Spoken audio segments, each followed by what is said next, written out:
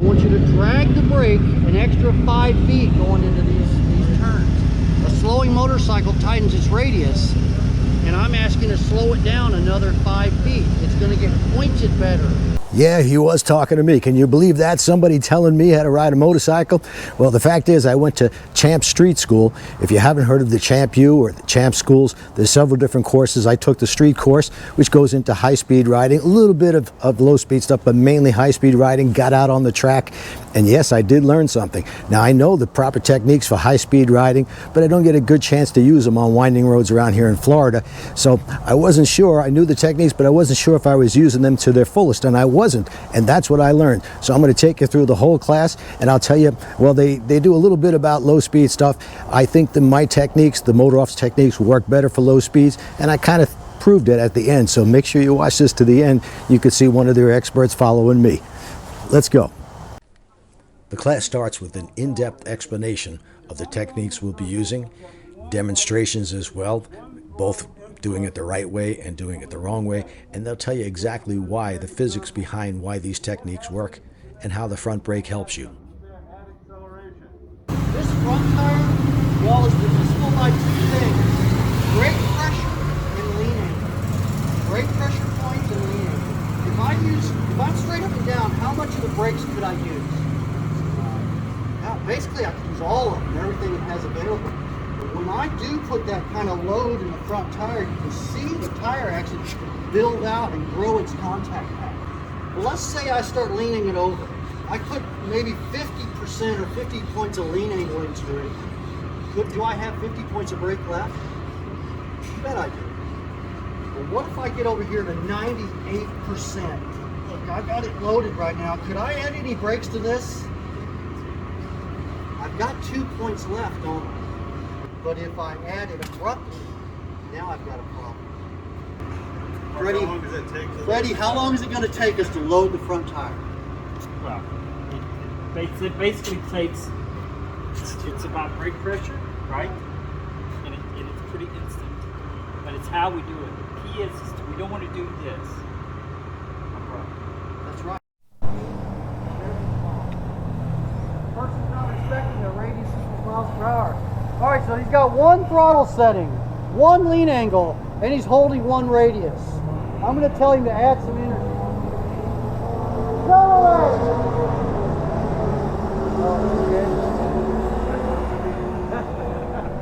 Whoops. Dramatically it opened, doesn't it? I guess I'm asking about the first 50 feet of it. How much extra did you give it? Not that much. Just not that much. That's what I wanted to hear right there. It didn't take very much energy to alter that radius, did it? So I'm gonna have him take the energy away this time. And for the sake of the demo, y'all, he's gonna pull the clutch in. We don't want it to slow down as quickly as engine brake.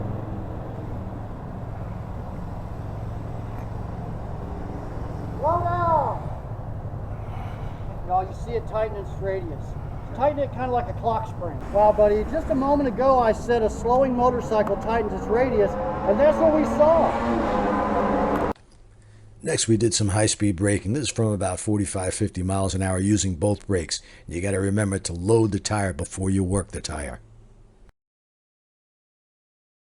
I made you add some pressure, didn't I? Yes, yeah. You know why I can step out in front of all these guys? Because the tire's loaded.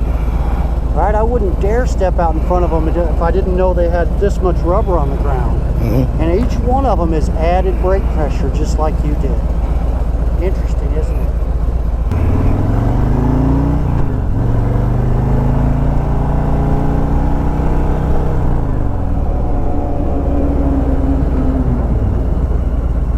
Really nice, Jerry.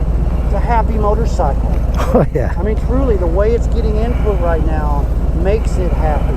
Nice work. Jerry, I want you to find the exit a little earlier, sooner, or quicker than you're seeing it now. We started the first part in the paddock area, and if you notice there's a lot of downed cones, but they're downed purposely. The idea is to find which way the cones are pointed so you know where to go. Some of these turns are about 20-25 miles per hour. Others are as low as 10 miles per hour. And when the instructor told me you weren't looking for the exit soon enough, I agreed with him once I started looking only for that exit. So anytime you take a course like this, I don't care how good you are, you could always learn from the best of the best. And this guy instructing me is a GP champion, so he knows what he's talking about. I really enjoyed this part of the course.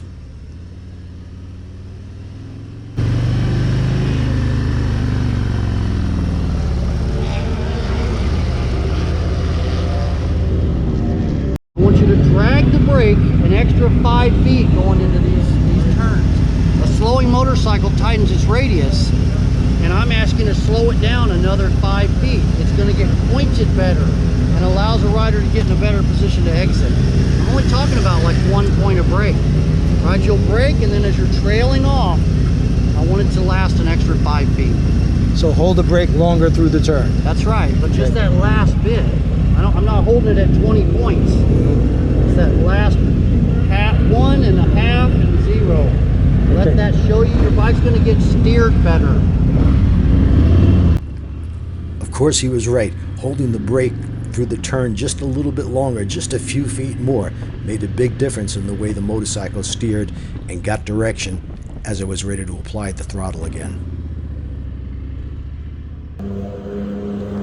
Next, it was on to braking to a stop in a curve.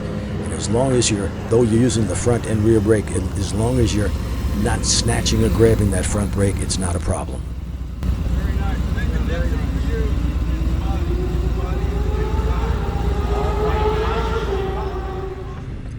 Then we went out to the track while the other class, because they had a 2-day class going on as well, which takes place the entire time on the track, as well as quite a bit of classroom work. But I really enjoyed this part. It took me a little while to find my apexes and just pick the correct line as going through the curve. It sounds simple, but it's not as easy as it sounds. Finding that point is important. The biggest problem I was having here was leaning my body over to the high side. So if the turn like this one coming up is to the left, you want to get your body over, get the weight over to the low side so that you're actually pushing the handlebars up towards the right, which is going to give you more lean angle. I did find a few times hitting the floorboards or the pegs, and it was generally because my line was a little bit off. Now in this class I was the only bagger, but any motorcycle is welcome. It doesn't matter, even electric bikes, whatever you want to use is welcome in the class, and you'll learn from it no matter what. Then we went back to the paddock, and I had to ask one of the instructors if he was an expert on low speeds as well. And he admitted that he wasn't and doesn't practice it much. So I asked him to just follow me, and I was curious because obviously the guy has no fear. If he could take turns at 150 miles an hour, 10 miles an hour is not going to scare him. But since he hadn't worked at it, I was thinking he should be able to pick this up almost immediately. And I'm sure that if I spent 30 minutes with him, he would. But I asked him to follow me, and he did try to follow me, but as you could see, it didn't work out so well for him. In the class, they teach to keep your foot out whatever direction you're turning. If you're turning to the right, you want to have your right foot out so that if you had to stomp it down or keep the bike from falling over, your foot was already out and ready to go. But the problem with that is if you're on a bagger or any motorcycle really with dual exhaust in the back, if you let that foot linger just a little bit too long, it's going to get caught under the bags and you could probably break your ankle. They did agree to that, but this is the method they teach, and they also teach using the front brake while making these turns, but you got to be really, really careful with that front brake. It can be done, but it's the more difficult way. I then asked him about full lock turns from a stop, and if he was, though he'd never practiced it before because he had good clutch and throttle control, I figured he should be good at that as well, but actually no, it was something he'd never done before. He knew the clutch and throttle very well, but like anybody else, he would need some training in low-speed handling, and I'm sure in a short amount of time he'd get it. So the bottom line is, any training that you could take is going to help you. This helped me. It showed me how much front brake to use, the proper line, and the proper way to be sitting on the bike. And that, like I said, the hardest part was generally where those speeds were always leaning to the high side. But here you've got to lean to the low side, not necessarily putting a knee down, but get your head beyond that center point to the low side and push up on the handlebars to keep the bike from either leaning too much or on a bagger scraping the ground. But I highly recommend the course. The only difference of opinion I had with them was with the low speed stuff, but there was very little of that, and that's what my course is for. So take one of these courses. I know you'll enjoy it, and you'll learn as much as I did, maybe more.